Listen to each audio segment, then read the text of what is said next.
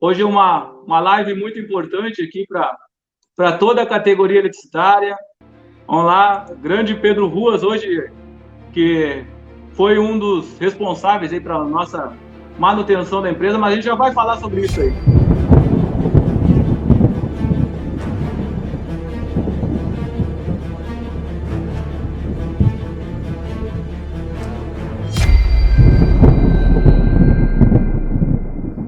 Vamos começar nossa live agora com o grande amigo Pedro Ruas, né? Que foi aí a nossa resistência dentro da Assembleia. Tivemos várias estratégias lá, fomos protelando, ora para fazer o plebiscito, ora para não fazer o plebiscito. Aquele pacote de maldades que atacou todos os servidores lá em 2016, na Praça da Matriz, onde nós levamos bomba, gás lacrimogêneo, cavalaria, né? Um ataque, infelizmente, né, de próprio amando, né, da gestão do governo Sartori, né? O governo Sartori acabou botando todos aquelas, se não me engano, né, Ruas, 37 itens ali, 37 projetos, atacando todos os servidores, né, de todas as áreas, SUSEP, Polícia Civil, Brigada, as fundações que infelizmente foram extintas em termos, né, porque tem ainda os colegas nossos estão ainda na justiça e muitos não foram demitidos, né?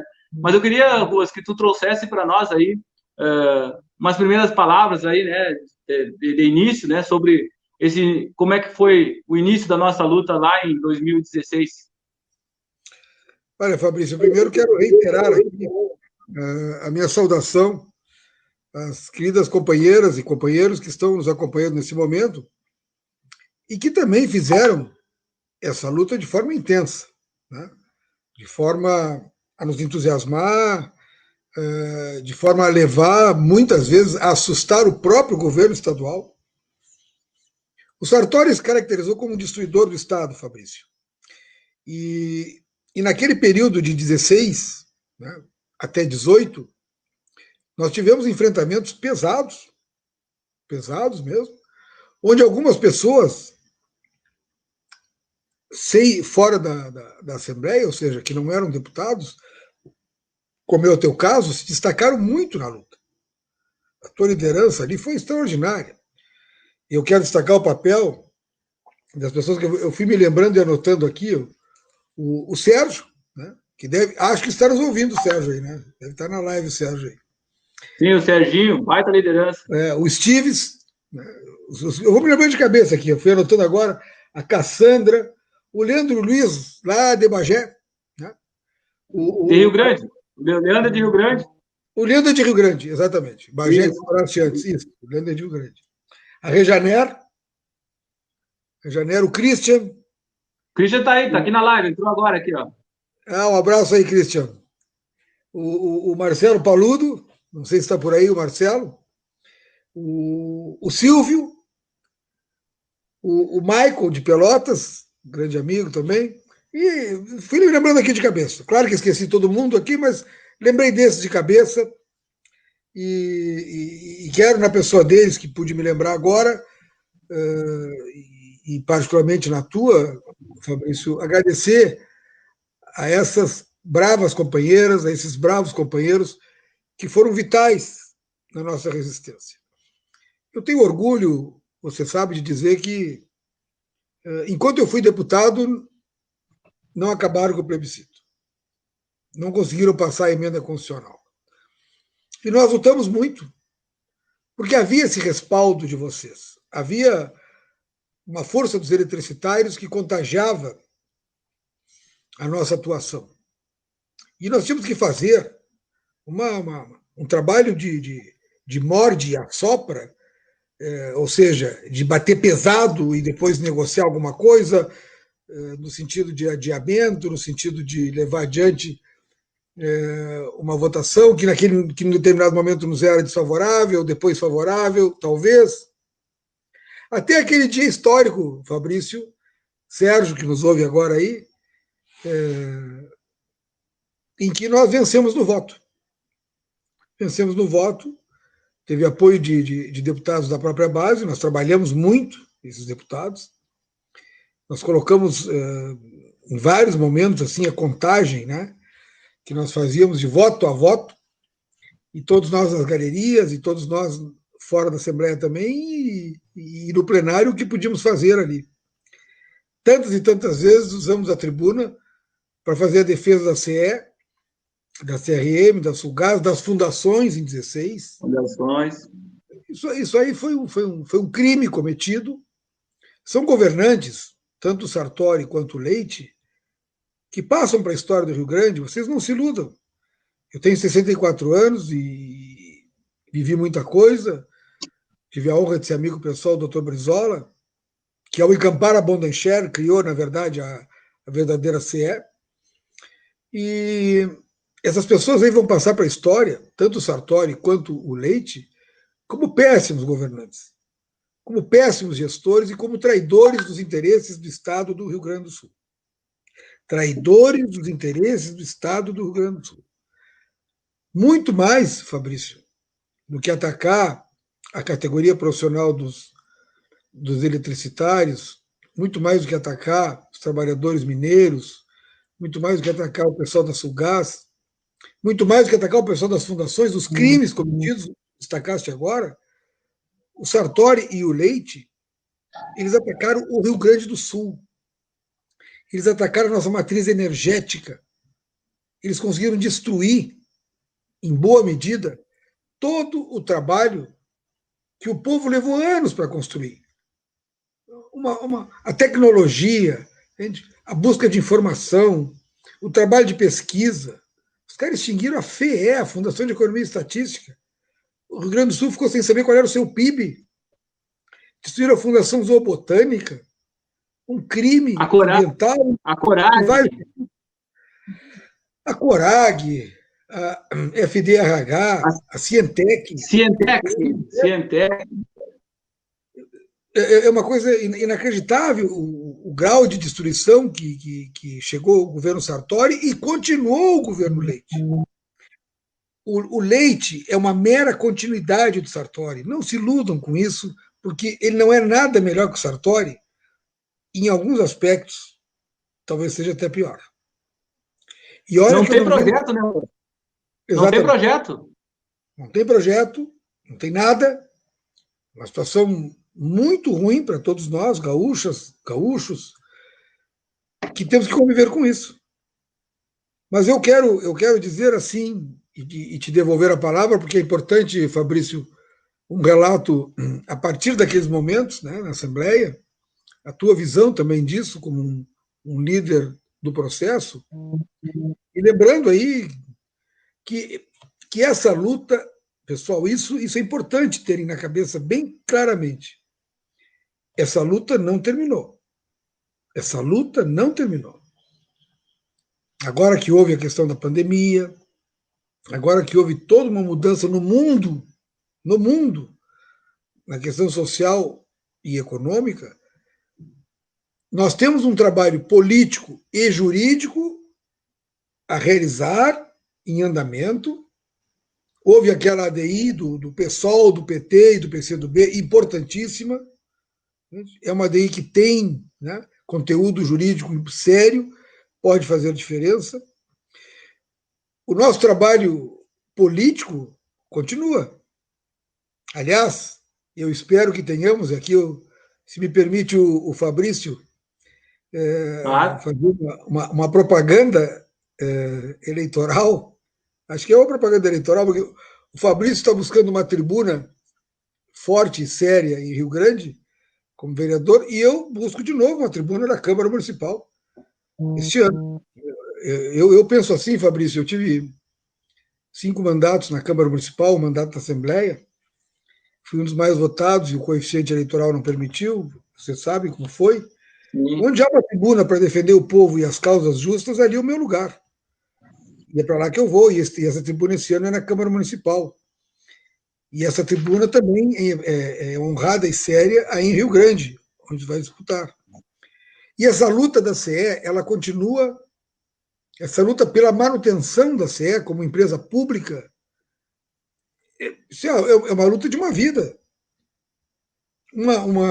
Eu falava com o doutor Bolsonaro, quando ele me relatava a encampação da ITT para criar a CRT e a da Bolden Share para criar a CE. A Bolden Share era uma subsidiária da Light aqui. E ele dizia claramente, olha, sem energia elétrica e sem telefonia, ninguém se desenvolve. E se isso ficar em mãos privadas, vai ter sempre péssima qualidade e preço elevado, que é o que havia naquele tempo e é o que eles querem retomar. Vocês verifiquem que isso é um retrocesso de de quase 60 anos. De quase 60 anos. O retrocesso que eles querem promover aí. Todo mundo sabe que onde a energia elétrica vai para mãos privadas, a qualidade diminui e o preço da tarifa aumenta. Isso aí é mundial. Isso é mundial. A privatização é um dano, né, quase que irreversível, vamos dizer assim, para o Rio Grande do Sul. Onde todo o restante do mundo está reestatizando, aqui no estado, né, eles estão criminosamente tentando vender a empresa. Mas antes de a gente seguir, né, para desenvolver nessa mesma linha, voltando, né, a gente não pode deixar de falar, né, e registrar aqui para todos os colegas aí. Agora entrou o Edson Johnny, esse de Bagé, outro amigão nosso e guerreiro, que levou 3 tiros de bala de borracha lá, né?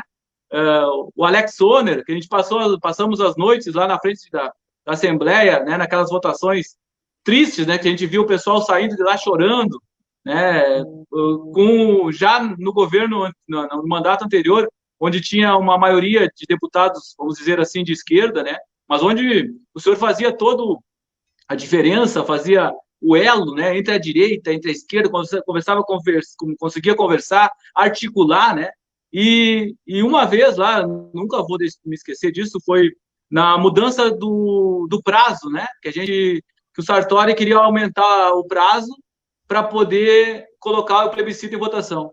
Teve uma façanha mesmo, isso é façanha, eu acho, assim, que o tempo, né, para falar ali o senhor conseguiu estender a quase 30 minutos, né? Aquilo ali foi um ato, uma jogada muito inteligente. Daí o pessoal falava e se manifestava e o presidente mandava ficar em silêncio, o senhor retomava a palavra, e assim a gente foi. E a gente não queria aquela votação naquele dia, e a gente precisava que o tempo expirasse, e com a sua sabedoria ali, com conhecimento, com o regimento debaixo do braço, a gente conseguiu várias coisas. Essa foi uma, né? Uma coisa que foi histórica. Eu acho que ninguém falou mais tempo que o senhor numa tribuna. Não sei se o senhor está lembrado dessa passagem lá. Estou lembrado com muito orgulho. E fico muito honrado de tu lembrares agora aqui para os nossos amigos, para as nossas amigas, naquele momento, porque o que tinha que fazer ali? Né? Eu tinha 5 minutos e eu tinha que transformar em 30. Bom, não era simples, mas tinha uma maneira. À esquerda de quem está na tribuna tinha o pessoal do governo. À direita, o nosso pessoal. Então, o que tinha que fazer era, basicamente, o seguinte: havia um trato de que o presidente ia suspender o tempo. E a gente tinha que olhar para o presidente e dizer: suspenda meu tempo. Tá? Se houvesse manifestação ruidosa do plenário. Então, eu atacava o Sartori e o governo para o lado esquerdo ali do plenário. E eles me vaiavam horrores. E eu olhava para o presidente, meu tempo. E ele trancava o tempo. Daí eu ia lá, virava para o nosso lado e elogiava o nosso pessoal e a nossa luta. O pessoal me aplaudia muito. E eu dizia: presidente, meu tempo. Aí voltava e atacava. Então, assim a gente conseguiu levar 28 ou 29 minutos, quase 30, exatamente o necessário para o que nós queríamos. É muito legal ouvir, assim, muito bacana ouvir de ti essa lembrança, esse registro histórico aí. Não, e essa foi uma, né? Uma das jogadas, né? Teve outra lá que o senhor lembrou que tinha falecido um ex-deputado e também apresentou essa lá, né, para impedir a votação. Isso foi na votação da cedência, se não me falha a memória, também. Então, são várias situações que a gente conseguiu protelar a venda da empresa graças à sua sabedoria. Então, isso, o senhor falou que era grato, né, a nosso apoio. Nós, a categoria eletricitária dos mineiros, né, o pessoal da Sulgás, né, e demais servidores, né, que tem que agradecer todo o empenho, né, e dedicação que o senhor fez e ainda continua fazendo, né, por nós, porque todas as demandas que a gente levou, todas as nossas necessidades que a gente levou aí para vocês, estendo também a parabenização a toda a sua equipe aí, ao Ricardo, né, ao Conrado, que também ajudou a fazer a... Então, foi muito, muito legal e importante a participação de vocês ali. Sem vocês, não teria resistido até esse momento.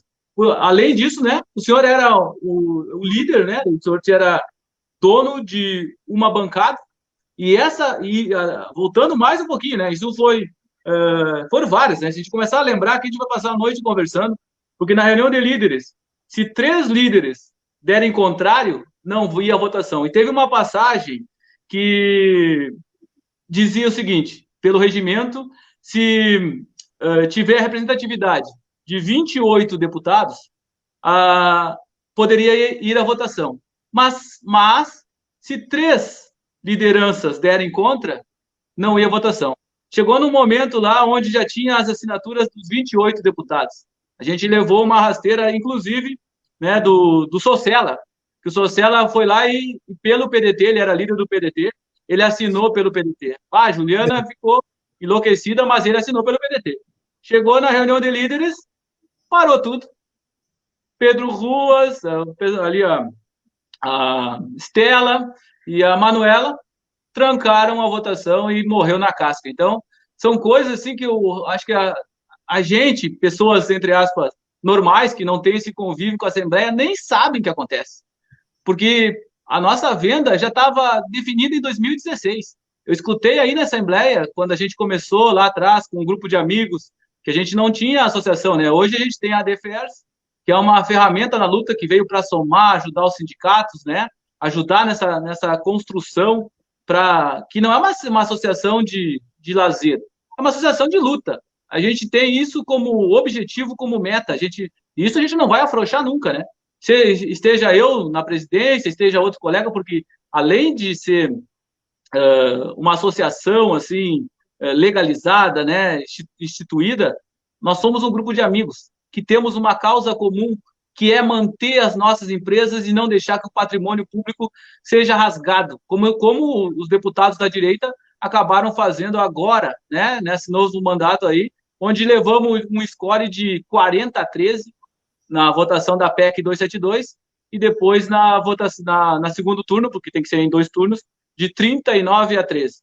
Mas assim, Ruas, né, gratidão é enorme, mas assim, voltando a todo esse contexto de luta, de resistência, estratégia, a gente fez muitas coisas nesse período, né? De 2016 até hoje, a gente viajou, como tu disseste, a gente viajou o estado todo, a gente fez moções de repúdio, a gente, nas câmaras de vereadores, onde no governo Sartori foram 78 moções, inclusive de vereadores do MDB, votaram contra a retirada do plebiscito, e no governo agora do Eduardo Leite foram quase 90 moções. Né?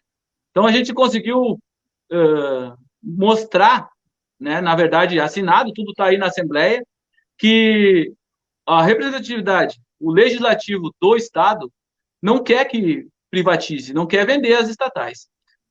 Tanto é isso que esse dispositivo foi colocado na Assembleia para garantir isso, né, que não venha um governo oportunista e queira entregar o patrimônio, que é isso que eles estão fazendo. Lá em 2002, né, primeiro foi pós-privatização, as prefeituras, 117 prefeituras propuseram esse artigo. Depois foi retomado em 2002 pelo Vieira da Cunha, que colocou na Constituição e durou até o Rua sair da Assembleia. Né? Então, até aquele momento ali, a gente estava garantido para poder vender as nossas estatais.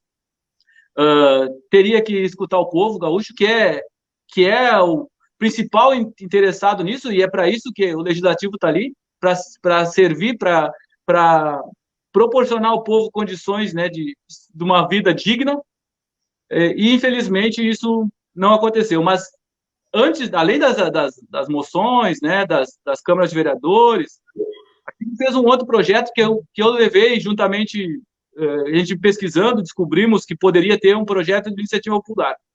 E a gente começou a construir esse projeto de iniciativa popular, começamos a conversar com o Ruas, uma noite lá, o outro colega nosso, o Alex Brasil, lá Alex Fabiano Brasil de Barros, lá de Bagé, meu colega da operação, baita pesquisador, pesquisou e tal, e olha aqui, Fabrício, vamos fazer, e começamos a construir, levei ao Ruas, aí, ó, descobrimos essa, Ruas.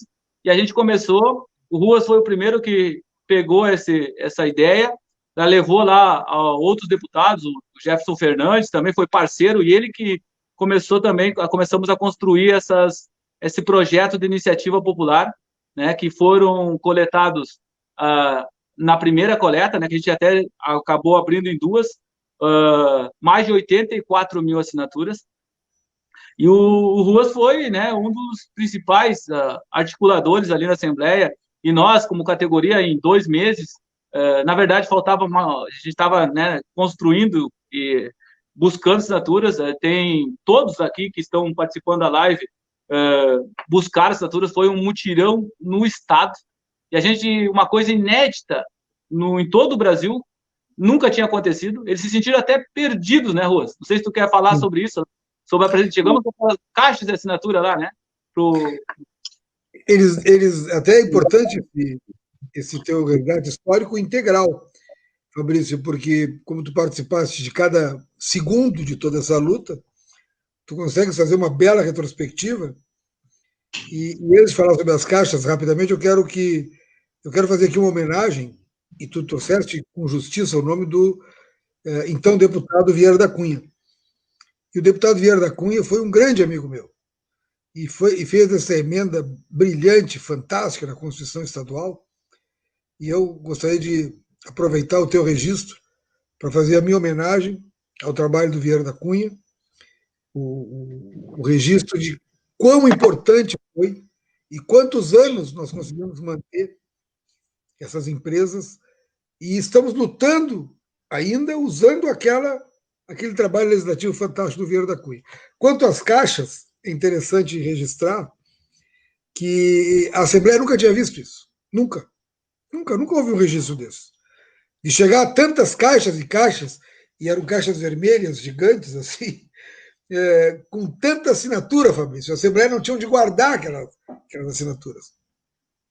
O então presidente, que eu não quero nem dizer o nome, mas olhava aquilo ali de maneira, né, estupefata, e via aquele negócio todo ali, puxa vida, o que é isso?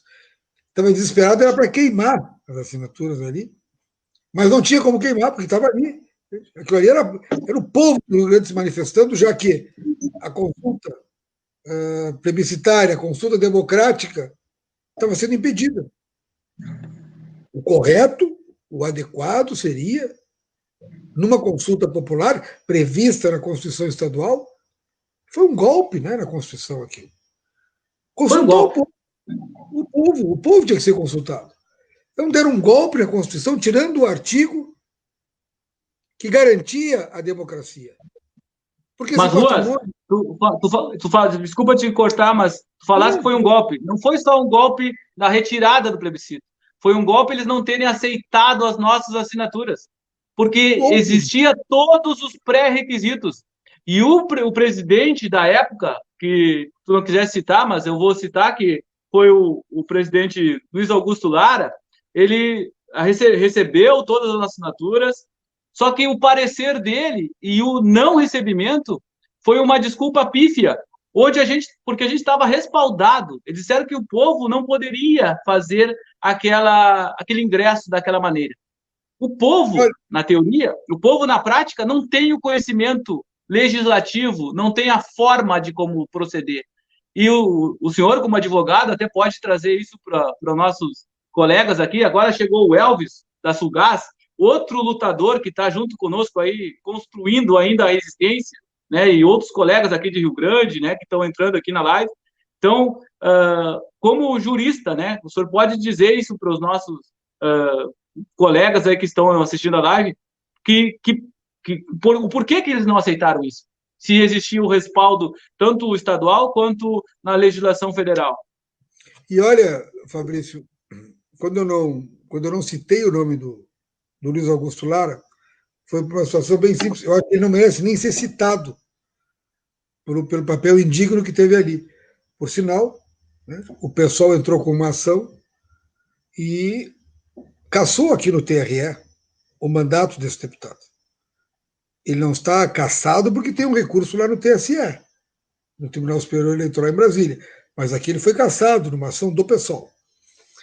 Não, e assim, ó, mas assim, nesse assunto, né, ele era o presidente da Comissão em Defesa do Carvão Público, né? Então, naquele momento lá, a gente via, né, o pessoal da região lá da campanha, né, ele fazendo a defesa. Eu achei, assim, justamente na região lá da onde ele é natural, lá onde a CRM tem a maior jazida de carvão da América, né, tem um patrimônio ali que dá para ser explorado por 200, 300 anos. E eles querem vender uma CRM por 300 milhões, onde ela vale 300 bilhões. Então, isso dá 0,10%. Então, isso é uma coisa criminosa, né?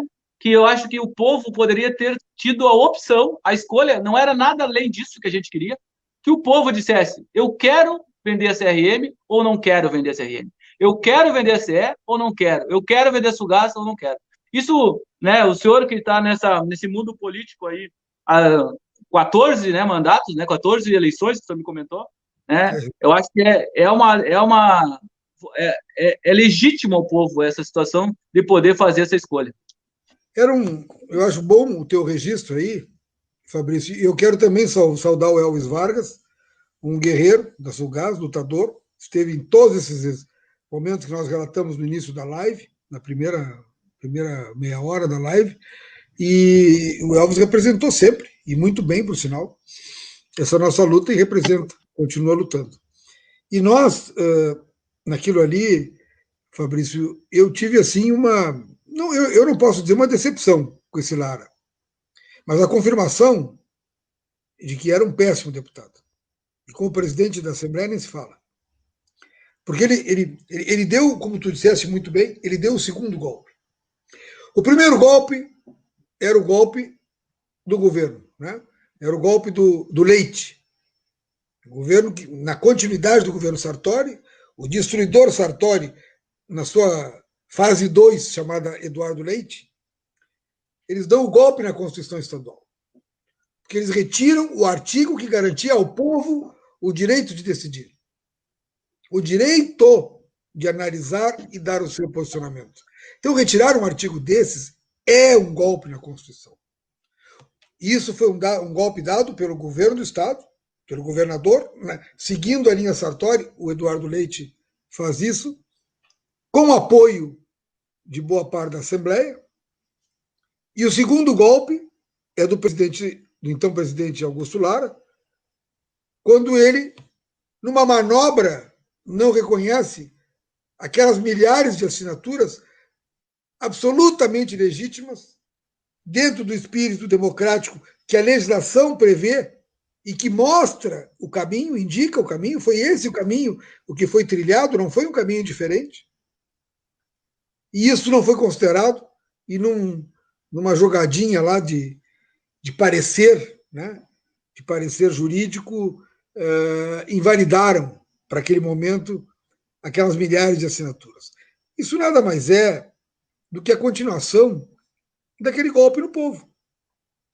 Porque o golpe, que começa lá no governo Sartori e se concretiza no governo Eduardo Leite, e nós impedimos durante todo o governo Sartori, e no governo Leite isso acabou acontecendo, ele não é um golpe definitivo, isso é importante as pessoas terem claro. Ele é um golpe que teve um momento legislativo absolutamente questionável. A história vai questionar, e eu espero que o Supremo tenha essa sensibilidade. De maneira absolutamente questionável, eles superam, né, a pauladas, pedradas e tiros a Constituição Estadual. Retiram do povo a sua capacidade de decidir. E não aceitam sequer a realização do próprio plebiscito. Então, é algo assim, é um golpe em cima do outro, Mas nós sabemos que estamos do lado certo. Com certeza. Que lutamos, Fabrício. E aqui eu tenho falado eventualmente, aliás, eventualmente não, eu tenho falado seguidamente com o Sérgio, que está nos assistindo. Nós estamos do lado certo de uma luta que não termina. Não terminou e não termina. É uma luta que depende muito de nós ainda. Como disse bem, eu fiquei honrado, Fabrício, enquanto eu fui deputado isso não ocorreu.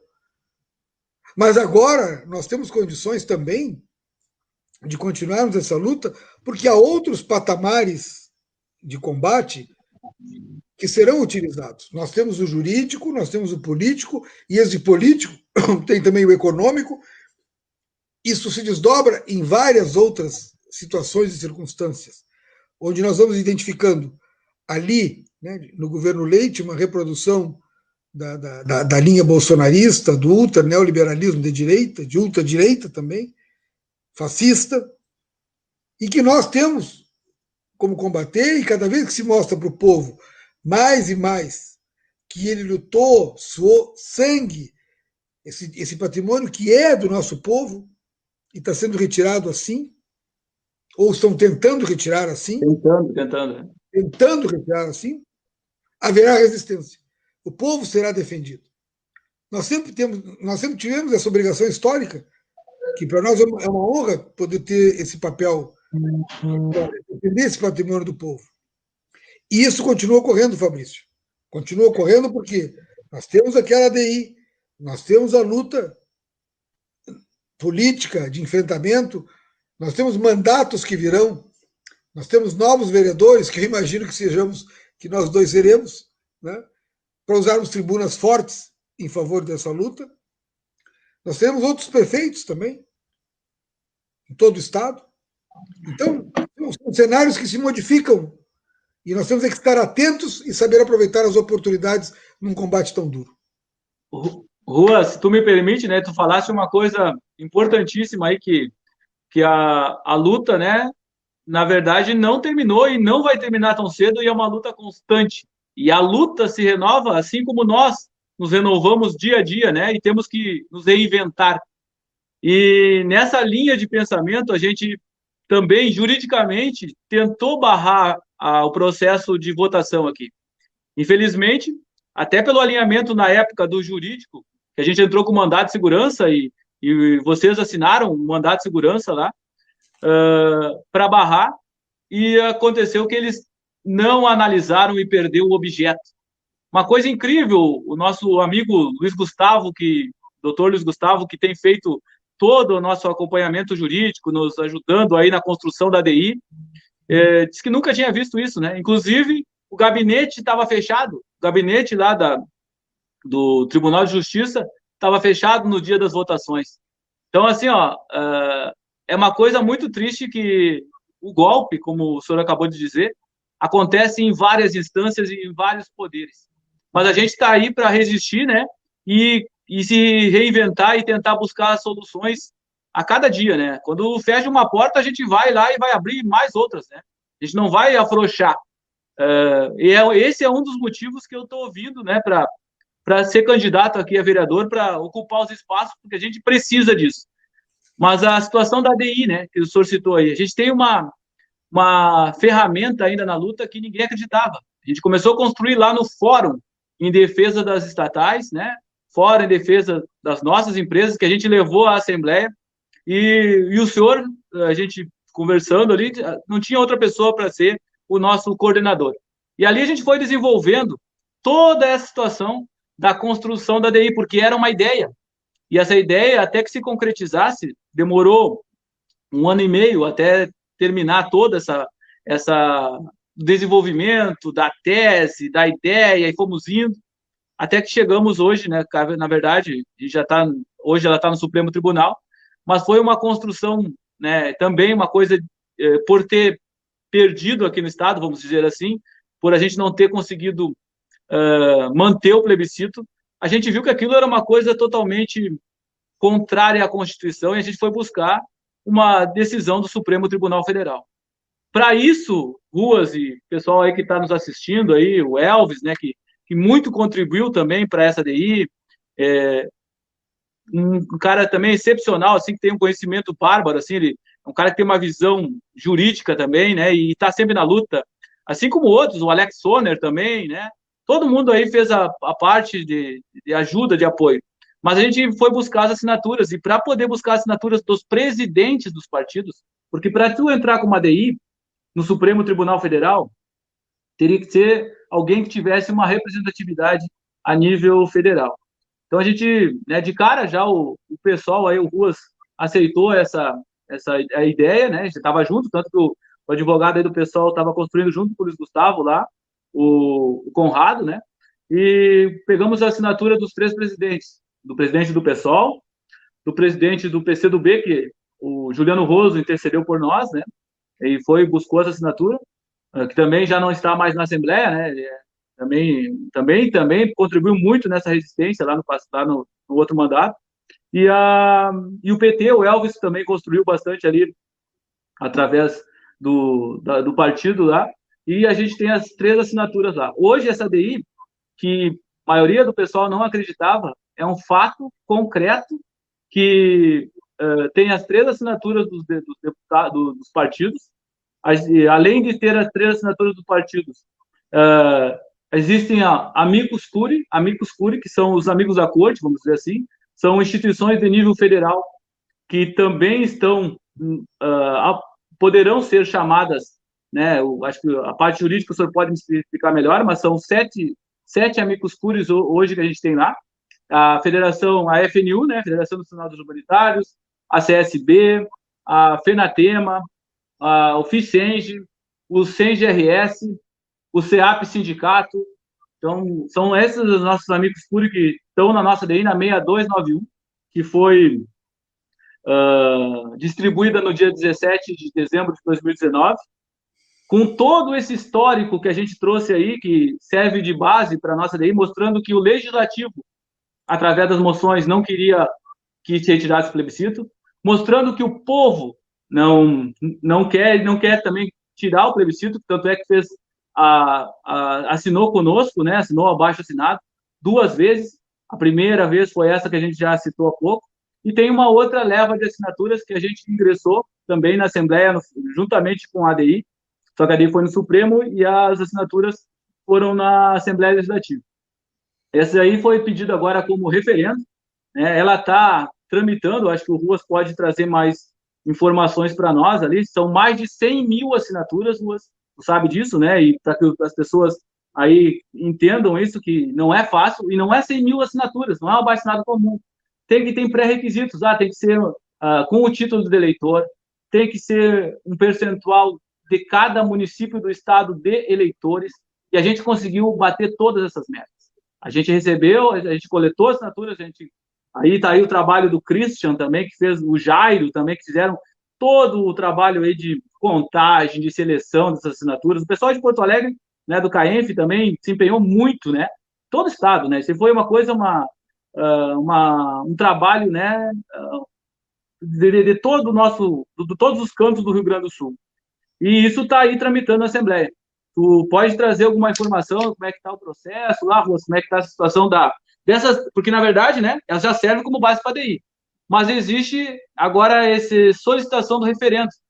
Se tu puder passar uma explicação para o pessoal aí como é que funciona isso, o que seria o referendo e como é que está essa situação aí na CCJ? O que nós tivemos em setembro do ano passado, já 1 ano atrás, Fabrício, é uma posição muito ruim, um parecer muito ruim do deputado Fábio Branco, na CCJ, que ainda não foi votado. Um ano depois. Isso é de 21 de setembro de 2019. Então, Rua, na verdade foi 21 de setembro de 2020. Ele entrou no final do ano passado e foi agora, né? Ele deu agora, isso, de parecer. Eu troquei o ano, 2020. Isso aí. 2020. 2019 foi quando entrou. Nós estamos em 2020. Isso. Então, isso é uma situação impressionada, amigas e amigos, uma pressão do CCJ para que ela vote esse parecer, contrariamente a esse parecer, porque ele é muito ruim, ele é muito mal elaborado, ele é ruim no conteúdo e na forma, ele é muito mal feito, com todo respeito, ele é péssimo.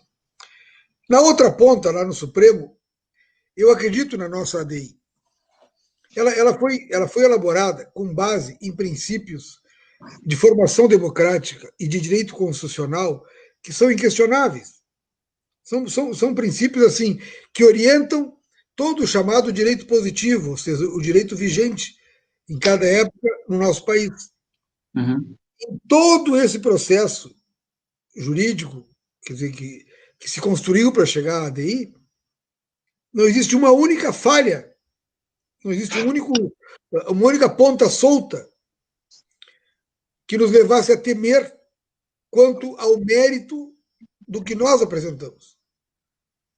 É claro que nós estamos falando de um regulamento que, via de regra, eu não posso dizer via de regra, mas pelo menos eu vou dizer muitas vezes, ele é muito mais político que jurídico no Supremo. Bem, se ele for muito mais político que jurídico, o nosso risco aumenta bastante. Mas se ele for um julgamento jurídico, do ponto de vista do cumprimento da legislação e dos princípios que orientam a formação de cada código legislativo, desde uma Constituição Federal até mesmo um regulamento de um condomínio, os princípios que orientam a formação do direito no Brasil, nós vamos vencer. Nós vamos vencer porque nós estamos de acordo com esses princípios. Nós estamos de acordo com a lei, nós estamos de acordo com a Constituição Federal. E de acordo com a Constituição Estadual, e de acordo com o Código Civil. E tudo aquilo que se utilizou para poder chegar numa ADI que, do meu ponto de vista, ela é perfeita. Ela é inquestionável juridicamente. A gente sabe que as cortes superiores sofrem muita pressão política. Não só elas, mas elas principalmente. Agora, eu acredito que o jurídico pode se impor. Nesse sentido, eu acho que manifestações, desde câmaras municipais até a Câmara Federal, o Senado Federal, enfim, as manifestações políticas com relação a esse julgamento, elas têm que começar a acontecer. Elas têm que começar a mostrar que a sociedade está atenta, que seus representantes estão atentos ao que vai ser decidido no Supremo. Porque isso pode ter até repercussão geral. Ou seja, é uma decisão que pode influenciar outros tantos processos, Fabrício, que têm uma natureza semelhante. Porque não é possível que, por vontade própria, um governante qualquer, com uma mera maioria eventual na Assembleia, ele consiga tirar uma parte tão importante, eu diria até uma cláusula pétrea, de uma Constituição Estadual. Não é possível isso. Porque as maiorias em parlamentos, elas se formam, às vezes ao acaso, às vezes por interesses obscuros. E, nesse sentido, qualquer maioria poder mexer em qualquer parte da Constituição é inadmissível. Tanto que essas garantias existem para chamadas cláusulas pétreas. E, para mim, toda cláusula constitucional, estadual ou federal, que garanta direitos do povo se manifestar e decidir seu destino, como é o caso de ter ou não ter essas empresas, é ou são cláusulas pétreas. Então não poderia haver esse projeto e essa votação. Teria que haver, só para concluir isso aqui, Fabrício, esse raciocínio, teria que haver no limite aquilo que houve em 2018 e que nós vencemos, que foi aquela questão de haverá ou não plebiscito. Isso. Aquele é o limite que pode. Aquele é o limite que poderia chegar a um projeto de lei, seja do executivo, seja do legislativo. Não poderia ir além. Um projeto de lei, nós vamos rasgar a Constituição. Mas como assim? Não existe esse tipo de. Juridicamente, essa possibilidade. Ela existiu politicamente, repito, maioria eventual e sem sentido. E essas coisas são assim. Eu lembro que no código que nós vencemos em 2018, nós tínhamos que ter certeza de 28 votos, lembra? E nós tínhamos. Na verdade, era para o prazo era 28, perfeito, né? Que era do prazo que o senhor falou. Mas a PEC eram 33, 31. Para o prazo. Para o prazo. E depois de contar, teve um momento, minutos antes da votação, que na minha contagem assim, de segurança tinha 27. E eu precisava de 28. Tu vai lembrar desse episódio. Me lembro. E aí, eu estou pensando, assim, está presidindo a sessão, está presidindo o deputado Marlon Santos. Marlon Santos. E o Marlon Santos tinha muita ascendência sobre os deputados. Tá? Muita ascendência. Me lembro eu subi ao lado do Marlon, subi ali na mesa diretiva e disse, olha, Marlon, aqui nós estamos numa situação assim, assim, assado e tal. E eu falei com os deputados e eu tinha certeza de 28, mas agora eu estou em dúvida. Eu acho que tem 27. E preciso da tua ajuda. Eu disse, não, mas por que a minha ajuda? Tu já falaste com 28? Eu digo, não, mas é que se tu falares com 3, que eu vou te dar o nome aqui, eu tenho certeza que a gente vai ter essa garantia. Ele disse, está bem, eu falo. E nós sabemos que ele tinha muita ascendência. Muita ascendência. E eu dei os nomes. Deu 29 votos para nós. Então, bom, as circunstâncias de uma votação, elas são muito especiais. Por isso que algumas coisas, como cláusulas pétreas, não podem ser votadas. Elas são definitivas. Elas são definitivas. A não ser que se faça ou um processo constituinte, como houve em 87 e 88 no Brasil, como houve em 89 no Rio Grande do Sul, e se faça, no processo constituinte, uma nova Constituição. Não se pode tratar a Constituição aos retalhos assim. Isso é absurdo. Por isso que, e aqui concluindo essa intervenção, juridicamente, Fabrício, amigas e amigos que nos ouvem, meu amigo Sérgio, tão guerreiro aí nessas peleias, Christian, Stives, Cassandra, o Elvis citado, tantas outras e tantos outros amigos aqui, eu tenho essa segurança jurídica com relação à ADI. Se o julgamento tiver esse viés, nós vencemos. Essa é a confiança, Fabrício. Não, e tem que ser nessa linha, né, Ruas? Eu acho que a gente precisa de justiça, né? Porque a gente, por mais que a gente não acredite, alguns não acreditam, eu acredito sempre, né? A gente, por mais que esteja esse alinhamento, a gente tem que buscar alguma possibilidade de resistir, e a gente está resistindo. E quando eu até queria aproveitar ali a tua fala, quanto à representatividade, né? E dizer, né, que, voltando ao assunto do referendo, né? O referendo é um dispositivo legal até para poder referendar o que foi feito, e isso a gente tentou fazer através de uma iniciativa popular. E tu bem lembraste aí da situação aí do relator Fábio Branco, do deputado Fábio Branco, que é aqui da minha cidade, de Rio Grande, né? Que poderia ter dado a possibilidade do povo, que foi quem o elegeu e elege todos os que estão lá aí na Assembleia, nas câmaras de vereadores, e ele deu um parecer contrário ao povo de novo. Então, isso tem que ficar bem frisado, que o relator, deputado Fábio Branco, do MDB, deu um relator desfavorável agora ao referendo. Tem as 100 mil assinaturas do povo gaúcho que estão tramitando na Assembleia. Não quer dizer que já está, esse processo está encerrado, esse processo é na Assembleia. Mas o parecer dele já foi negativo, e com toda a situação da pandemia, isso está ficando para ser votado mais adiante. Mas é bom que todos saibam, todos, essa live vai ficar registrada aqui, que foi sempre assim. O deputado Fábio Branco era o líder na outra gestão lá do Sartori, ele foi um dos principais articuladores para a venda das nossas estatais, para retirar as estatais que são tão necessárias, e está sendo visto hoje, né, na pandemia. Quem é que está à frente de toda essa luta, de toda essa resistência, ajudando? O que seria da população se não tivesse o SUS público, a energia pública que trancou, que não estava cortando, o saneamento público, né? Então, assim, ó, a tecnologia, a ciência e a tecnologia que o Sartori, do MDB, destruiu lá atrás, que destruiu a inteligência do Rio Grande do Sul quando extinguiu as fundações. Que detalhe, que dizia que era para economizar, que o Rio Grande do Sul estava quebrado. Agora eu vou falar num tema que o senhor domina muito bem, hein, que é o regime de recuperação fiscal, é as isenções fiscais, é os incentivos, né? Mas ele dizia que tinha que extinguir as fundações. Escutem vocês aí que não têm esses números, mas é importante saber, isso tem que ser dito.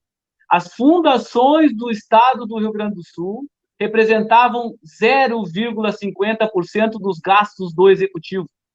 0,50%. E essa foi a desculpa que o Sartori usou lá atrás para vender, para extinguir todas essas fundações por outros interesses que não são os interesses coletivos, Ruas.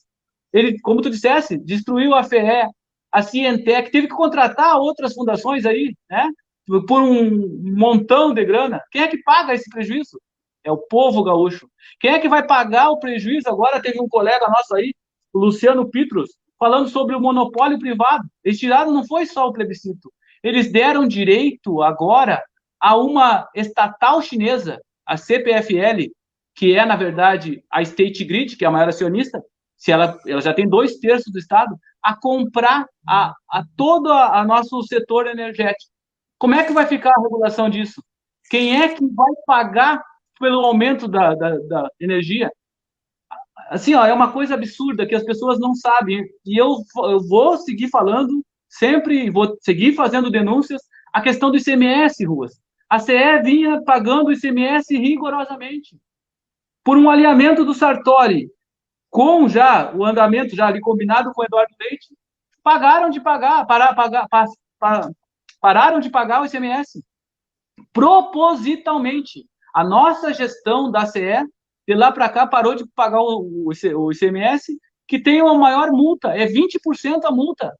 E pior, nós temos todos nós, Sulgás, né, CRM, Corsã, Banrisul, todos depositam no Caixa Único. E faço um parênteses aqui, falei da Sulgás, né? A Sulgás é uma empresa superavitária. Ela não tem 130 funcionários e chega a ter um lucro de mais de 1 milhão por funcionário por ano. São 130 milhões por ano. Tem aí só olhar os balanços da Sulgás. É um filé, todo mundo quer. E aí, eles usam o mesmo argumento, eles dizem falácias que tem que vender todas as empresas, mas daí todas as empresas depositam no Caixa Único. A CE tinha, voltando ao ICMS, no dia 10 de fevereiro de 2019, antes das votações do nosso entrega, né, da retirada do plebiscito, no Caixa Único 120 milhões. Tinha que pagar 100 milhões por opção do governo gestão, que é os nossos únicos que não são concursados, e digo para todo mundo que a gente não tem cabide de emprego, porque os únicos que estão na gestão da CE são os indicados pelo governador do estado. Se a CE está sendo sucateada, hoje é por ordem da gestão alinhada com o governador do estado. Se a CE não está pagando ICMS, que tinha dinheiro no Caixa Único, é por ordem desses governantes. Hoje, daí, como desculpa, nessas votações aí, disseram que a CE se apropriava indebitamente do ICMS da população. Mas isso foi uma coisa planejada, isso foi plantado. Os caras usam da maldade, os caras são criminosos, e isso faz com que a população pense, pô, mas vocês estão tirando estão me roubando, você paga um monte de energia. Só que o pessoal, a população no geral, não sabe as verdades e o que acontece nos bastidores, as falcatruas, porque isso é uma falcatrua, isso é criminoso, né, Ruas? E aí a gente precisa que os órgãos fiscalizadores façam a sua fiscalização. É preciso, a gente tem denúncias no Tribunal de Contas do Estado, no Ministério Público do Patrimônio, e a gente vai seguir fazendo essas denúncias. É muito triste a gente ver uma companhia de 80 anos, quase que tem a CE, né, ser desmanchada, assim, os caras estão destruindo a empresa.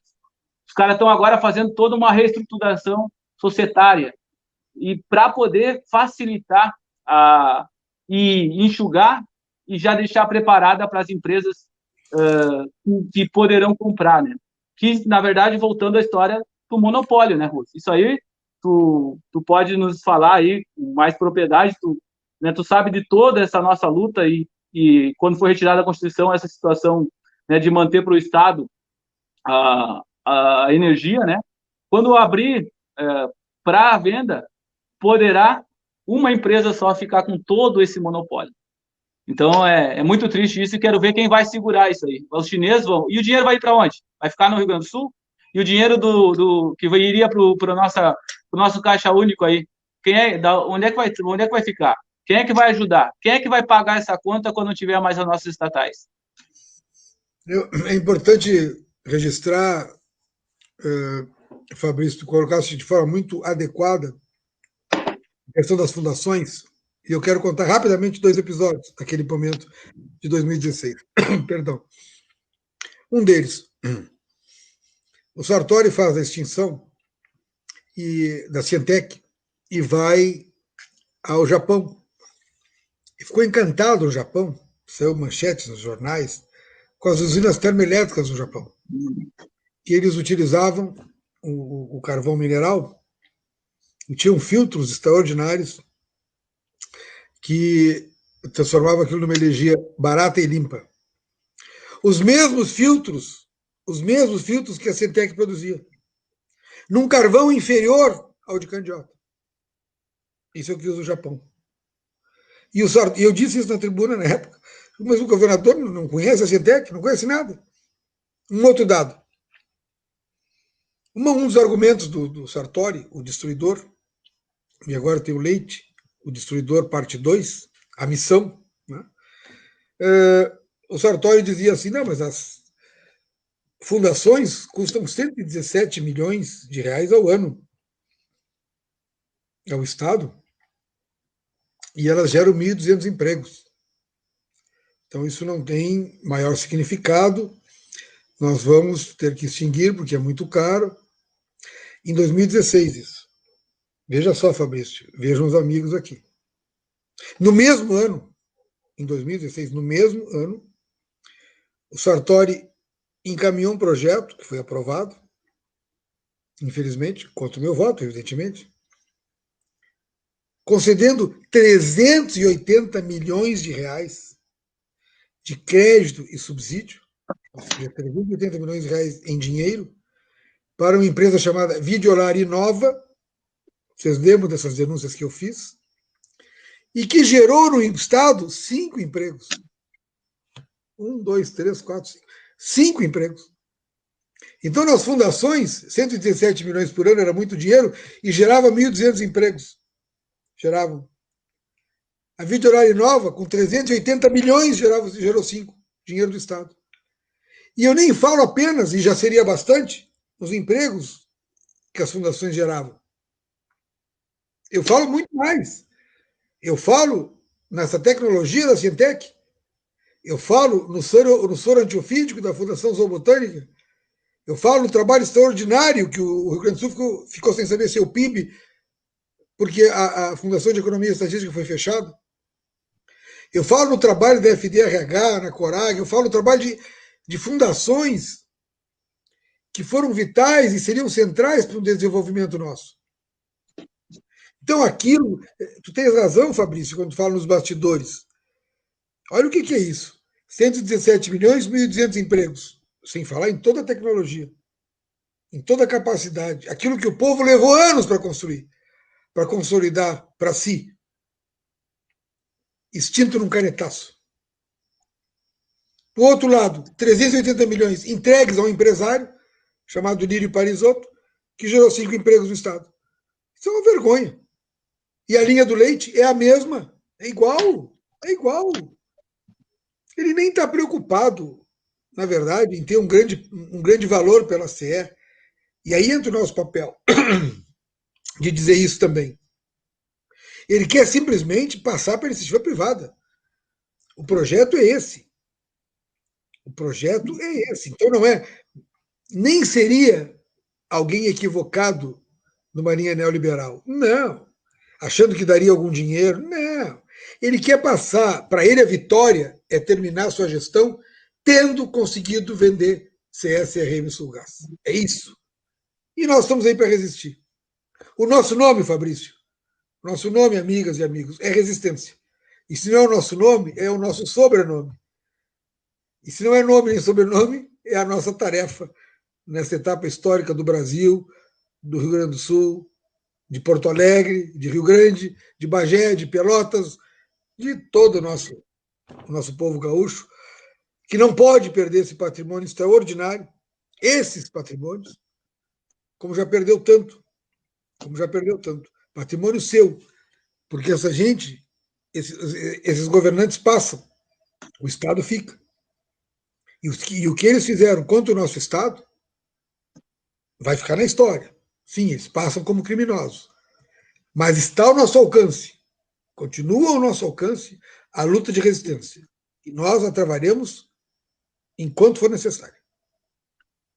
É verdade, Rosa. Assim, ó, as tuas falas, né, são quase um mantra para mim, assim, né, e um aprendizado e nos motivam a seguir cada vez mais nessa luta, né. E aqui, como está dizendo uma amiga nossa aqui de Rio Grande, a dona Terezinha, né, e os de direita vendem as riquezas do Brasil e vão embora, né. Pegam, enchem o bolso, enchem a guaiaca, nós que somos gaúchos, e detonam com a economia, detonam as empresas, como aconteceu com a EGE, quando venderam a CE, ficaram com o filé, e ficou a parte das dívidas, os exautárquicos, né, que são colegas nossos, que merecem o pagamento, tudo, mas ficou tudo com a nossa CE. São 144 milhões ano, Ruas, que o governo do estado poderá ter que arcar com isso, se não tiver mais a CE. Hoje a CE paga, né, salários desses nossos colegas, que construíram a história da CE, né, mas eles são da época do Brizola, lá, né, quando tinha as autarquias e foi ocupado, né, a CE.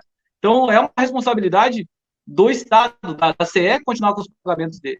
E aí falou muito bem a dona Terezinha, que é bem assim, essas empresas têm a compra de uma estatal como um negócio. Não interessa se o povo vai sofrer as consequências. Não interessa se vai faltar os serviços essenciais. Eles não querem nem saber, estão aí para destruir. É a mesma coisa que tu citaste aí, os incentivos, né, do Lírio Parisotto. Absurdo isso, tu me contaste lá atrás, eu me apavorei, e depois ainda veio um outro, não me lembro se foi um deputado que tu me comentaste, não, Ruas, a gente não está mais gerando, que tu não falaste, né, além das isenções que eles levam todos os anos, 380 milhões, aprovado por toda a Assembleia, com exceção do teu voto e mais um outro deputado, se não me engano, né, que não sei qual, que foi que tu me falaste, e depois veio um outro, desculpa, como é o nome? Enio Bassi. Isso, do Enio Bassi. E tu vê, são 55 deputados da Assembleia. Todos os demais votaram a favor dessa aprovação. E depois vieram questionar, não, Boas, tu me falaste isso, me lembro até hoje. Não são mais só 5 empregos que está sendo gerado, agora são 8 ou 9, uma coisa assim. Imagina. 8. Imagina. O absurdo, né? E... Não, é um deboche. Um deboche. Não pode ser sério. E na comparação, Fabrício, naquele argumento de Sartori, o Destruidor 1, o Leite, o Destruidor 2, com as fundações, 117 milhões, 1.200 empregos, e aqui 380 milhões, 5 empregos, absurdo. A sociedade não faz esse cálculo. Porque não é simples informar, mas é o que ocorre nos bastidores, é o que ocorre nessa política rebaixada, golpista, no Brasil sempre, e golpeou a Constituição, e golpeia os trabalhadores, as trabalhadoras, golpeia a sociedade. Mas eu quero deixar um dado, eu acho que nós já estamos meio em conclusão aqui, Fabrício. Sim. Eu quero deixar um dado do seguinte. Eu tenho muito orgulho de, enquanto fui deputado, isso não aconteceu. Mas eu tenho mais orgulho de que a maioria de nós aqui se conheceu na luta. É isso aí. Que é como se conhece as grandes companheiras e os grandes companheiros. É na luta. O terceiro dado é que essa luta continua. Nós não vamos arrefecer. Nós não vamos modificar. Pelo contrário, nós vamos intensificar. Alguns métodos se modificam. A própria pandemia, ela está criando novos hábitos nas pessoas necessários à sobrevivência. Na própria economia, há mudanças importantes. Então, são modificados alguns métodos, mas a essência da resistência e da luta continua. Eu falei antes, nós teremos aí outras composições dos municípios entre vereadores e prefeitos do que havia em 2019. Nós teremos talvez outras possibilidades de articulação. Nós teremos, talvez, outras possibilidades de julgamento no Supremo. Nós hoje temos a confiança, eu digo absoluta, eu digo, na correção da argumentação jurídica da ADI, aquela que foi proposta pelo PSOL, pelo PT e pelo PCdoB. Então, eu tenho muito orgulho disso. E orgulho de estar com vocês. Fabrício, meu camarada, líder, lutador, guerreiro, com todas que estão aqui, com todos que estão aqui. Alguns a gente pode lembrar e mencionar aí, uma alegria. Ruas, mas antes de tu te despedir, não vamos deixar passar isso aí, né? Antes, eu preciso trazer mais um tema à tona, né? Mas primeiro, assim, cumprimentar o Mauro, né, que está falando aqui, né, sobre a nossa luta, né? Citou também a situação dessa isenção fiscal, mas eu precisava falar que um tema que tu domina muito, e eu escutei nesses longos 5, 6 anos na Assembleia, que se o Rio Grande do Sul tivesse direito ao ressarcimento da Lei Candir, não precisava vender mais nada. E aí, quando tu falaste que o Eduardo Leite é o Destruidor 2, o senhor falou com uma certeza e eu assino embaixo. Porque a Lei Candir foi chancelada agora, há uns 3 meses atrás, pelo Supremo Tribunal Federal. O Rio Grande do Sul tinha direito ao ressarcimento, e tu pode trazer esse histórico, eu já vi muitas vezes, o senhor me explicou isso, né? A 67 bilhões de reais.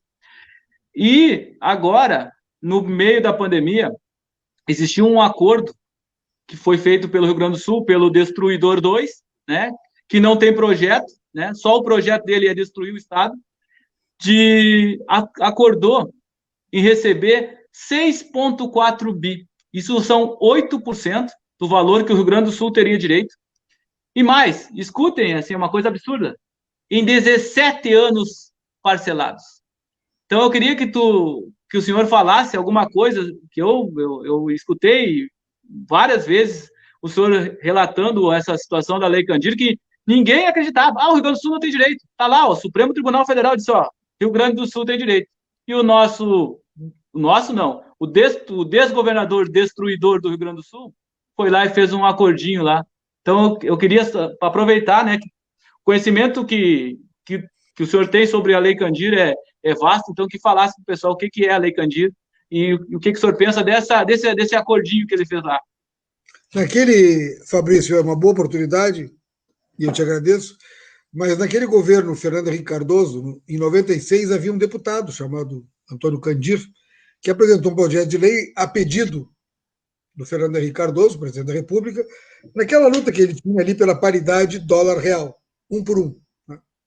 E naquele sentido, era importante manter um nível X de importação e exportação, uma relação que ele imaginava adequada.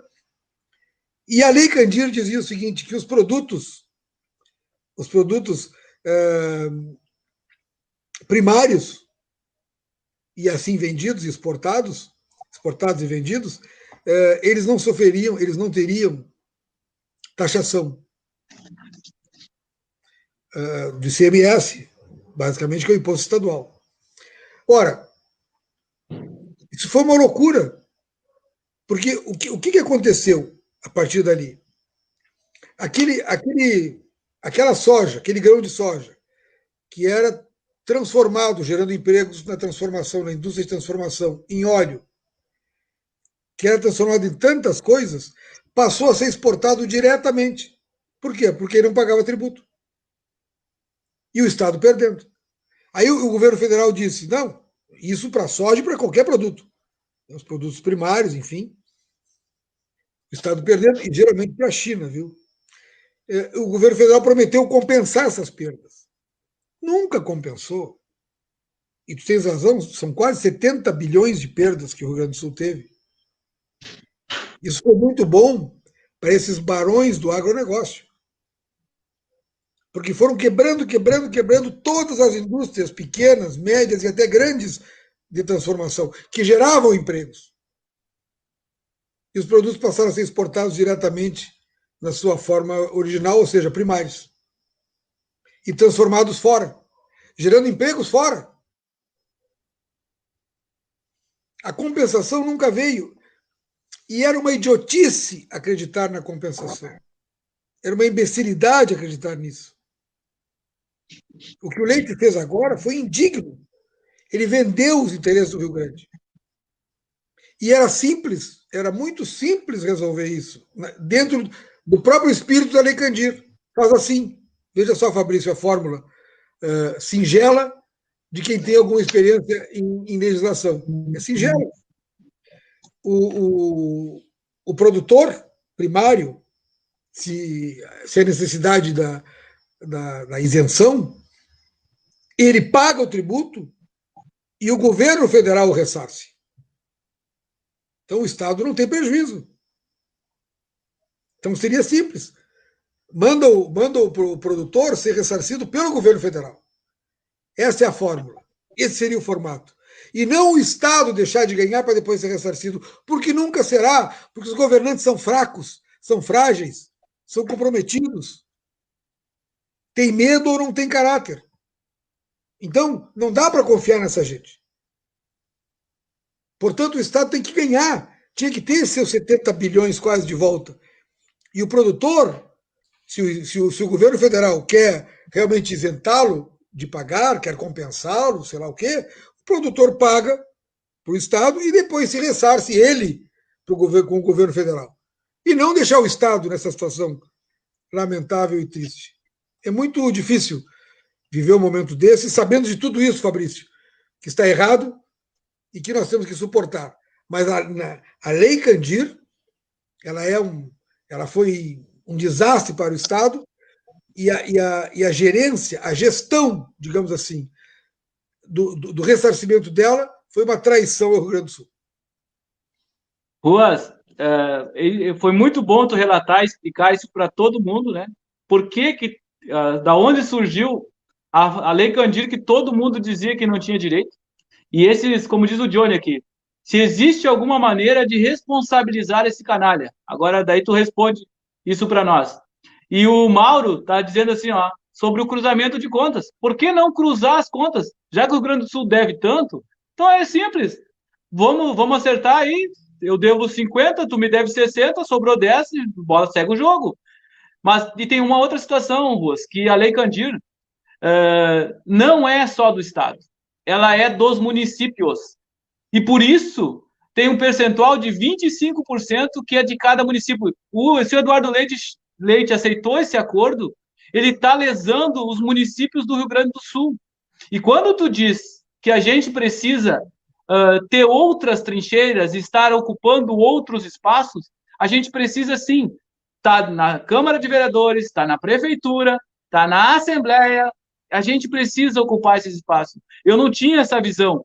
E o senhor sempre me dizia, ó, Fabrício, tu tem que vir para a luta, tu tem que... Não essa luta só sindical, assim, que a gente aprendeu, porque a gente aprendeu na luta. A gente se conheceu na luta, eu aprendi com o senhor, aprendi com os colegas aqui, mas tudo isso que está acontecendo é por uma despolitização e pela omissão de muitos. E a gente precisa ocupar esses espaços para ter um mundo melhor para todos. A gente briga por inclusão. A gente entrou nessa luta pela privatização, pela inclusão das pessoas, porque a gente vê quantas pessoas estão sofrendo. Então, isso da Lei Candir também é criminoso. E aí, retoma a pergunta do Johnny.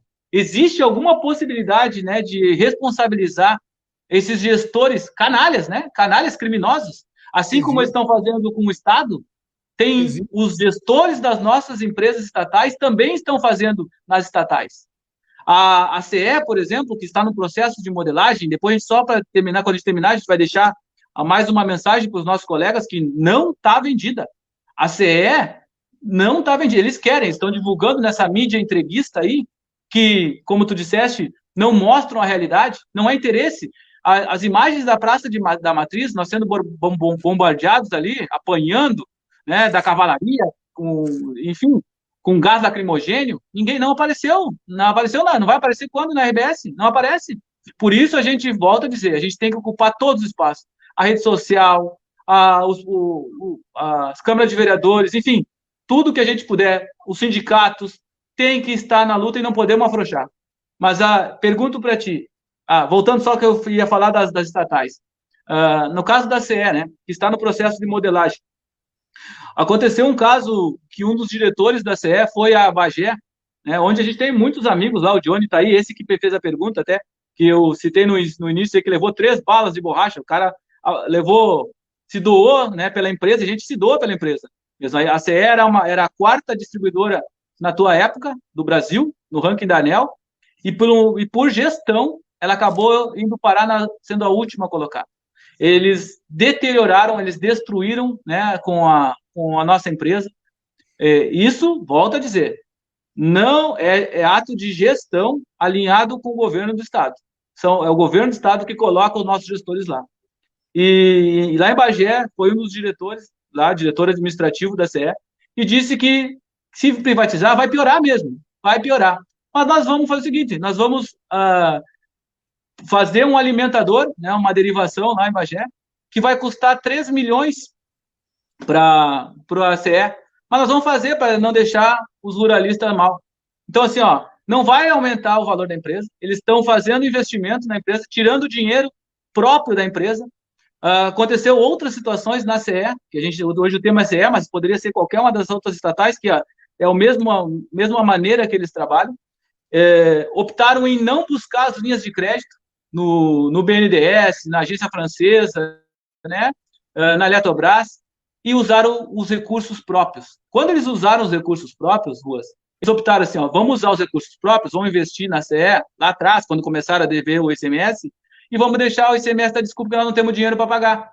E mesmo tendo dinheiro no Caixa Único. Eles fizeram essa manobra. O que aconteceu com isso? Só para a gente contextualizar esse desmonte, e aí é na linha da pergunta do Johnny.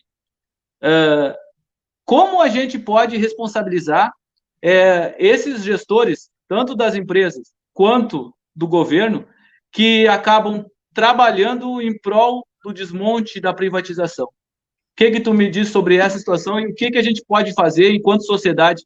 Claro que a gente vai buscar isso no voto agora, né? O voto é uma outra história. Mas eles, como gestores.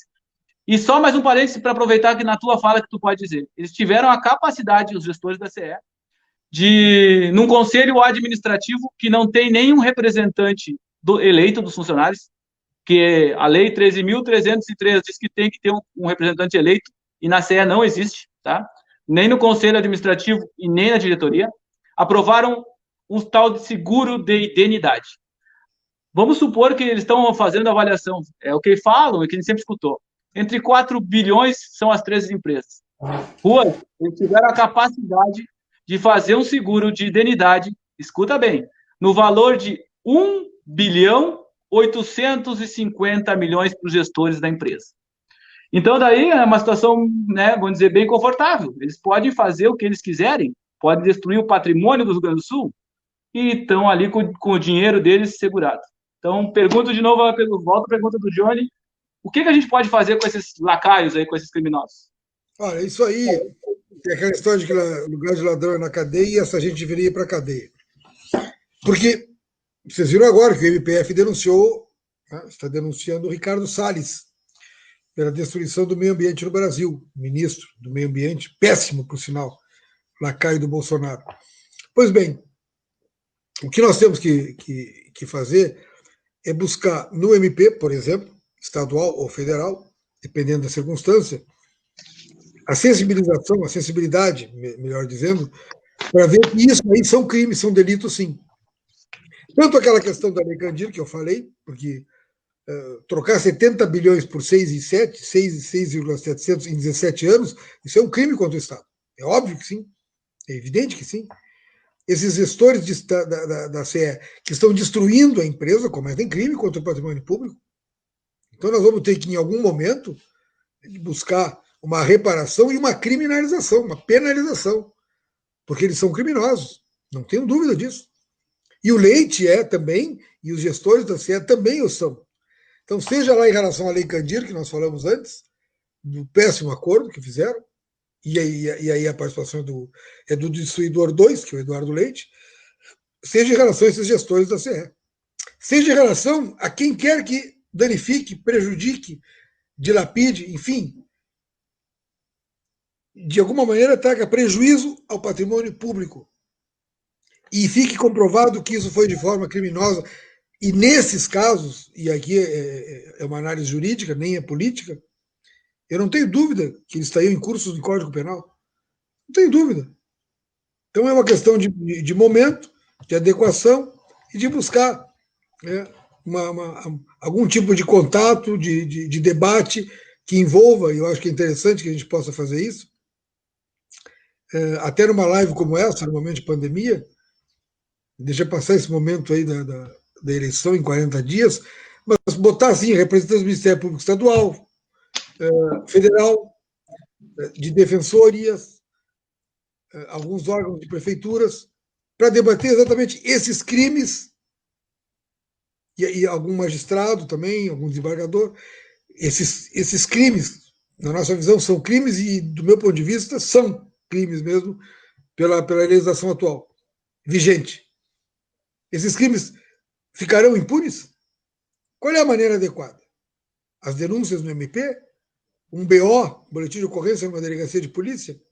A gente tem que buscar isso, e é importante, já fica como proposta, assim que passar a eleição aí, Fabrício, a gente se reunir, talvez presencialmente, talvez por live, eu não sei qual será a circunstância daqui a 40 dias, mas para debater exatamente isso, como criminalizar, como penalizar essa gente. Quanto a outra pergunta, que é importante também, por que não faz a conta do o que deve, o débito e crédito, né? Um deve e o outro deve, um deve para o outro, débito e crédito. Não fazem porque não querem. Não fazem porque não querem, é evidente que tem que ser feito. Não fazem porque a União Federal diz assim: eu devo, mas não te pago. Tu me deve e vai pagar. E esses governantes fracos, frágeis, ridículos, tudo de rabo preso, eles aceitam isso. Então, para nós é uma vergonha, mas é assim que eles operam, é assim que eles funcionam, é assim que eles governam. E, lamentavelmente, boa parte da sociedade não sabe isso. Chega lá um governante como o Bolsonaro e diz: olha, eu devo para vocês, mas eu não vou pagar. Vocês me devem, vocês têm que pagar. Mas a conta que tinha que ser feita era a de débito e crédito. Porque, na verdade, se houvesse o cruzamento, o Rio Grande do Sul tinha muito dinheiro a receber e não ia dever mais nada. Com certeza. Ruas, bem isso, assim, ó, transparente é o caminho certo a ser feito por uma pessoa séria, um gestor sério que queira fazer o desenvolvimento do Estado. Eles não querem. Eles querem ajeitar algumas pessoas que eles são profissionais de privatização e desmonte, né? Então, eles estão no caminho certo para eles são profissionais, mas eles não estão nem aí para a população. Só que uma coisa, a gente precisa,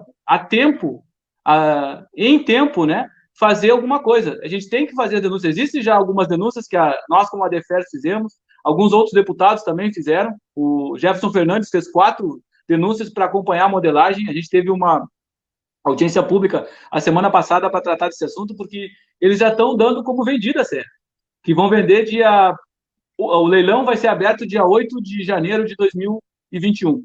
Só que isso é mais para, vejo eu, para botar o pavor na categoria. Estão fazendo uma reestruturação, tirando os cargos de chefia do interior do estado, para jogar tudo lá centralizado em Porto Alegre. Isso já aconteceu há um tempo atrás, aí isso é um ato de gestão, eles podem fazer o que eles quiserem, né, entre aspas, só que aconteceu isso há um tempo atrás, aí, onde tiraram os centros de operações regionalizados. Lá em Candiota, lá onde tu conhece, que a gente foi visitar lá a CRM, né, teve numa manobra lá da CE, onde acabou falecendo um colega nosso por uma situação assim até pode ser por terem centralizado a operação lá e daí acabou ocorrendo esse acidente. Então são coisas assim que a gestão, eles não estão nem aí para os funcionários. A gente é só um número para eles. Eles estão ali para estão a serviço do desmonte, né? Inclusive agora, né, eu estava vendo aqui as publicações aqui as postagens dos amigos aqui, né? Tem a Laura Ricaldoni, que é lá de Bagé, também vai concorrer lá em Bagé.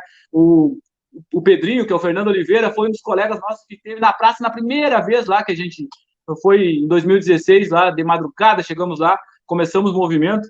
O Nilson, outro colega da CE, mas o Fábio Jean está trazendo uma postagem aqui dizendo que mesmo, né, que o judiciário, a gente sabendo que o judiciário tem lados, ainda deve ser o lugar para buscar o respaldo contra esse crime que lesa a pátria, que o Leite está promovendo com os setores energéticos, né, do Estado, e eu digo já estratégicos também, porque o Fábio é o nosso amigão aqui, colega da Corsã, diretor do Sindiágua, né, e eles também têm travado uma luta incessante, né, contra o desmonte.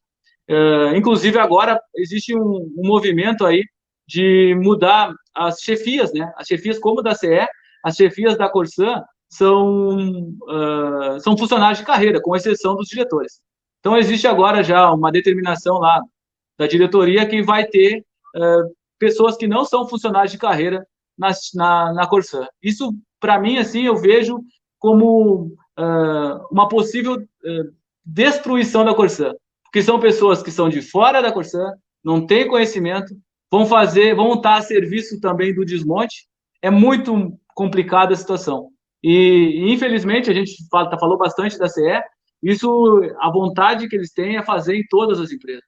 A Corsã, né, imagina, água, mexe, saúde pública, né, é uma coisa que é essencial, principalmente agora na pandemia, a gente está numa crise sanitária, né, Rô? Você imagina aí, como já aconteceu lá em Uruguaiana, onde privatizaram, e quem assumiu lá sucateou a Corsã, deixou a população atirada.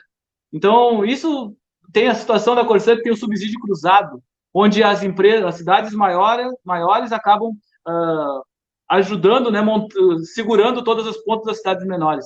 Quando isso acontecer, esse sucateamento ou essa entrega, né, do patrimônio aí da Corsã, o que vai sobrar para a população? Quem é que vai dar manutenção nas cidadezinhas pequenas que não tem lucro, né? Tem toda a situação em Brasília também, né, como é que é, da água, esqueci o nome lá, mas o marco legal da água, do saneamento, né, que também destrói a Corsã. O ataque é generalizado, né, Rose? Mas então, né, a gente precisa seguir nessa luta, a gente precisa seguir resistindo, ocupando os espaços, que é fundamental para a gente manter a dignidade do povo. Então, para concluir, Rose, não sei se tu está me escutando aí, eu acho que deu uma congelada aqui. Não, Para mim, tá. Eu gostaria que tu deixasse assim uma mensagem aí para os nossos ouvintes aí, telespectadores, o pessoal que está junto com nós na live aí, sobre a nossa luta e a nossa resistência enquanto empresas públicas. Primeiro, Fabrício, eu quero agradecer essa oportunidade desse nosso encontro, nós, companheiros de luta, e eu não digo só nós dois, mas nós dois, nesse momento aqui, mas todos os demais que estão aí. Eu fui lembrando, né? Tu falaste no Elvis Vargas, eu lembro que eu falei, os que eu falei eu anotei, eu falei no Sérgio, falei no Stives, no Christian, na Cassandra, no Leandro Luiz, que é de Rio Grande, não é de Bagé, na Rejaner, no Marcelo Paludo, no Silvio, no Michael lá de Pelotas. Esse reencontro nosso de lutadoras e lutadores, eu acho muito gratificante. Nos inspira muito. Então, eu agradeço essa oportunidade da gente se reencontrar. Digo mais, isso que é o fundamental. Eu listei antes. Essa luta, repito, pessoal, não terminou. Uma parte disso, e o Fabrício tem razão, quando anunciam 8 de janeiro, quando anunciam não sei o quê, isso é para assustar as pessoas e para tentar botar uma pá de cal em cima da situação. Não é isso. Nós podemos e devemos resistir. Nós vamos buscar tribunas, nós vamos buscar montanhas, nós vamos buscar o céu para denunciar essa gente. Nós vamos fazer a nossa parte sempre. E todos nós estamos resistindo. E vamos resistir. E vamos denunciar. E vamos questionar. E vamos judicializar. Nós defendemos a sociedade. Então, é uma responsabilidade histórica, que ao mesmo tempo é uma honra, e que nós vamos cumprir com muita energia, toda aquela da qual fomos capazes.